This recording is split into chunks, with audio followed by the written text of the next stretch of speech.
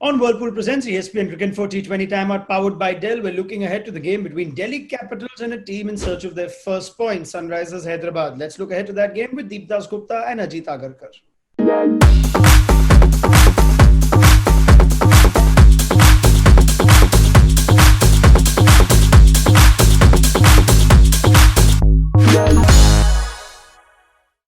2 wins in 2 for Delhi, 2 losses in 2 for Sunrisers. Deep, Ajit, you know the drill. 5 statements coming your way. Let's see what you make of it. Statement number 1, Sunrisers Hyderabad should go with Kane Williamson if fit. Ajit. Yeah, I think so. I know it's only 2 games and you shouldn't panic, but they look to be in a situation where there are too many holes in that team, too much going on. It's not as if they're bowling stronger, and that can sort of compensate for slightly sort of weaker batting, or the other way around, which makes it necessary. I think Manish Pandey came off as well. We don't know what his status is with injury, so if he doesn't play, certainly. I mean, as good as Nabi is, they need more batting. If they don't get enough runs, doesn't matter how well they bowl, they'll always struggle. So in my opinion, Williamson should play. If Pandey does play though, Deep, he likes batting at number 3. Williamson just changes that a bit. So in any way, does that affect Sunrisers, or would you still play Williamson? I would tend to go with Williamson, as Ajit mentioned, the fact that they've struggled, and the struggle is nothing new. I mean, if you look at last couple of seasons as well, I mean, they were saved by the top order batting, but the middle order was always a concern. So yeah, I mean, Williamson, yes, to fill that hole. Even if he's not playing, I would recommend, I would suggest rather that bat Nabi at 4 then. I mean, he's a decent enough batsman. He's in good nick, got some runs in CPL as well. So why not bat with him at number 4? Right. We're going to assume that the Sunrisers management is not going to go by your opinion and actually play Mohammad Nabi. As we go to our second statement, if they do play Nabi, if Williamson doesn't fit into this team, then we suggest that our statement is that Nabi should bowl in the power play. Deep. I think that's a fair call. I think that's something that he's comfortable doing. I think it's extremely smart cricketer, and he does that. He's used to doing that, bowling in the first 6.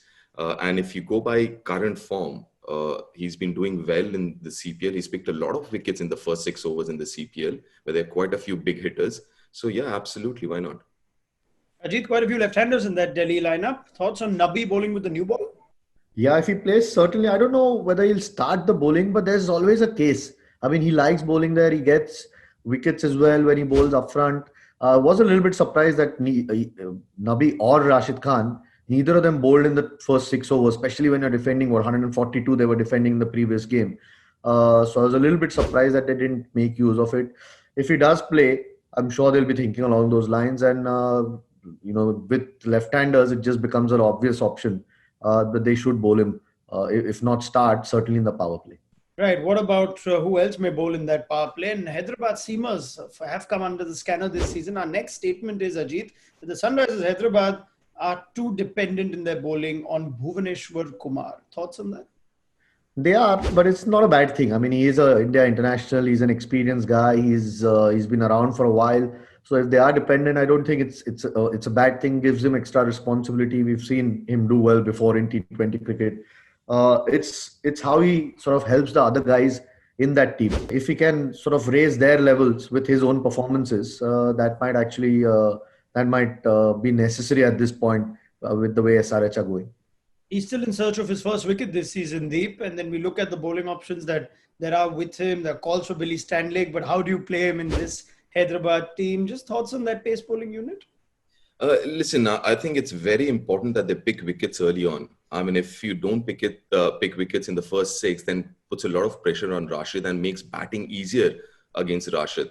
So from that perspective, I think, and to be very honest, last couple of years, the last few years, the bowling has been their strongest suit. It looks a little rusty this season, but I mean, looking at that team, they would have to, I mean, it's the bowling which seems to be their strongest suit. So they'll have to pull up their socks.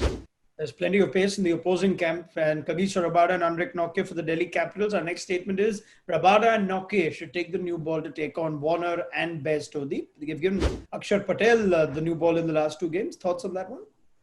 Well, listen, you need to get rid of the opening pair as soon as possible, because that is their strength as far as batting is concerned with SRH. And that's where you want your wicket-taking bowlers. In the last game, the seamers did extremely well against them, be it Pat Cummins, especially Pat Cummins. So yeah, I mean, why not? Both of them are attacking bowlers. Obviously, Rabada is one of the best in the world. Nokia is looking good, and they would want to kind of pick up those two openers, especially as soon as possible. There seems to be this trend, Ajit, that your strike bowler doesn't necessarily bowl the first couple of overs. He bowls towards the end of the power play, or he's saved for the death. How would you like Rabada and Nokia to go? Yeah, I don't get it really. I mean, a great example was Cummins against Warner and Bairstow. How well he bowled, and that's why you need your strike bowlers. You've got to set up the game in the first 6 overs, whether it's with the bat or the ball. And when you have a Rabada and Nokia, we've seen he's got a bit of pace, and you need to. If you get one of those two out, also we've seen in the last game. I mean, if Williamson still doesn't play, it puts so much pressure on the rest of the batting that they perhaps don't get to a score. So it is important, and I would hope Delhi do attack, especially the first couple of overs with those two. And finally, our last statement is Delhi should not waste Stoinis in trying left-right combinations. Ajit? Yeah, I'm not a big fan of left-right combination unless the ball's really spinning or the pitch is, and then you try and have the best combinations. I don't think it's happened early part of the tournament, but a lot of the teams seem to be going that way. Stoinis has got a role at number 6 or 5 or 6 or 7, depending on what the situation is. There's no real need to try and push him for the sake of it because he's batted well a couple of times. There is a role for him to do, and I'm sure they'll be happy that he's doing that role well. Yeah, I guess if you look at that last game against Chennai, Deep, and you saw Shreyas Iyer came in at a time they could have sent in a Stoinis. They seem to be the kind of team that like to keep that left-right maintained no matter what. Listen, I'm all right with the left-right combination as long as there's not much of a difference in the batsmen and their performance or their abilities. So if you look at Delhi, they have that luxury of going left-right. But a lot of teams, they do it just for the heck of going left-right. And that's where I think I have a issue with. And I completely agree with Ajit. I think Stoinis has a role to play. I mean, in the first game, obviously because of early wickets, he had to come in. The last game, yeah, I mean, the top order batted really well. So they didn't need Stoinis and his thing with the bat. So I think it's all right. I think you really don't have to push Stoinis up front just for the heck of it. Deep, Ajit, thank you very much. This was our 5-point preview looking into the game between Delhi and Sunrisers on Whirlpool presents ESPN Cricinfo T20 Timeout powered by Dell.